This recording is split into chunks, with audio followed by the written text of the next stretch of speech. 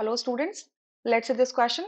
The question says the complex this CrH2O5Cl and CrH2O5BrCl shows linkage isomerism, ionization isomerism, hydrate isomerism या coordination isomerism. So यहाँ पर isomerism की बात की गई है तो आइसोमेरिज्म क्या होता है?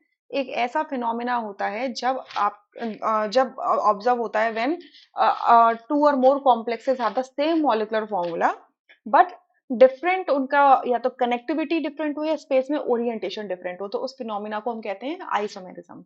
सो जब भी कनेक्टिविटी डिफरेंट होती है तो यहां से निकल के आते हैं हमारे स्ट्रक्चरल आइसोमर्स, और जब भी कनेक्टिविटी सेम होती है बट स्पेस में ओरिएंटेशन डिफरेंट होता है तो यहां से निकलते हैं स्टीरियो आइसोमर्स। ठीक है, तो अब स्ट्रक्चरल आइसोमर्स के अंदर आपके लिंकेज आइसोमर्स होते हैं, आपके आयनाइजेशन आइसोमर्स होते हैं, आपके हाइड्रेट आइसोमर्स होते हैं एंड कोऑर्डिनेशन आइसोमर्स होते हैं। क्लियर? लिंकेज आइसोमेरिज्म तब देखने के लिए मिलता है जब भी कॉम्प्लेक्स के अंदर कोई एक ऐसा लिगैंड प्रेजेंट हो जो एक सर्टेन टाइम पे उस लिगैंड का एक सर्टेन एटम बाइंड कर सकता है और दूसरे टाइम पे उसी लिगैंड का दूसरा एटम बाइंड कर सकता है। जैसे कि आपका NO2 लिगैंड, इसका नाइट्रोजन भी लिंक कर सकता है तो आपका NO2 लिगैंड के फॉर्म में बोलोगे, और जब इसका ऑक्सीजन लिंक करता है तो इसे ONO बोलते हो। ठीक है, तो ये क्या हो गया, आपका लिंकेज आइसोमेरिज्म शो करेगा, यानी कि एम्बिडेंटल लिगेंड्स हमेशा लिंकेज आइसोमेरिज्म शो करेंगे। तो अब इस कॉम्प्लेक्स के अंदर देखो H2O और Cl है। H2O आपका यूनिडेंटेड लिगेंड है और ये एम्बिडेंट नहीं है, Cl भी आपका मोनोडेंटेड लिगेंड है और आपका एम्बिडेंट भी नहीं है। सिमिलरली यहाँ पे Br देखो दूसरे वाले में, तो Br भी आपका मोनोडेंटेड लिगेंड है, तो लिंकेज आइसोमेरिज्म ये शो नहीं करेंगे। ठीक है, आयनाइजेशन आइसोमेरिज्म क्या होता है कि जब भी आपके कॉम्प्लेक्सेस इस तरीके से हैं कि उनका जो काउंटर एनायन होता है, जो कॉम्प्लेक्स के बाहर जो एनायन प्रेजेंट होता है वो अंदर के किसी एक लिगैंड के साथ में एक्सचेंज हो सके। ये तभी हो सकता है जो वो एक पोटेंशियल लिगैंड हो सकता है। ठीक है, तो अगर आपका काउंटर एनायन कॉम्प्लेक्स के अंदर के लिगैंड को एक्सचेंज करता है और खुद एक लिगैंड की तरह बिहेव करता है और लिगैंड को बाहर भेज देता है तो उस केस में आपका आयनाइजेशन आइसोमेरिज्म होता है। तो अब देखिए यहाँ से इन कॉम्प्लेक्स के बाहर जो काउंटर एनायन है वो आपका ब्रोमाइड है इसमें, और इसमें क्लोराइड है। ठीक है, सो ब्रोमाइड क्या कर सकता है, क्लोराइड के साथ एक्सचेंज होकर अंदर जा सकता है, तो देखो अंदर जाके एक्सचेंज हो गया तो आपको यही वाला तो कॉम्प्लेक्स मिल रहा है।